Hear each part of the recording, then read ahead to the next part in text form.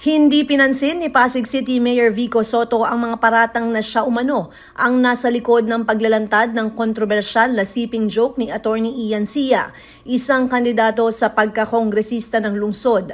Ayon sa alkalde, malinaw naman sa publiko kung ano ang totoo at hindi na kailangang palakihin pa ang issue. Tao na po magsasabi.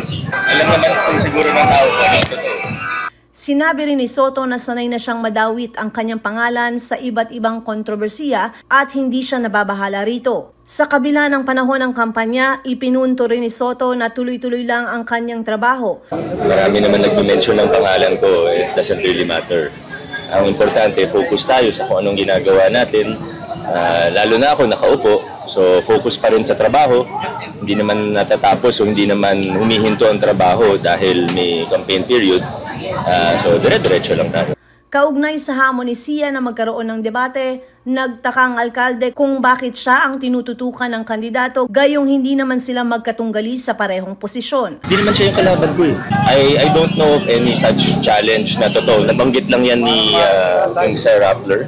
Nabanggit niya lang yan sa akin. Pero yung actual na kung may challenge pa. Na may na-receive kayo, may sinend sa inyong letter requesting for a debate, wala?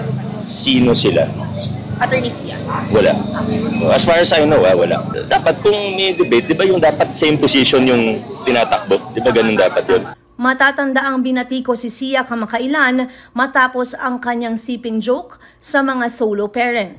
Humingi ng paumanhin si Sia nitong Biyernes. Una niyang sinisi ang uploader ng video at sinabi ring politika raw ang dahilan kung bakit naging pambansang issue ang kanyang biro.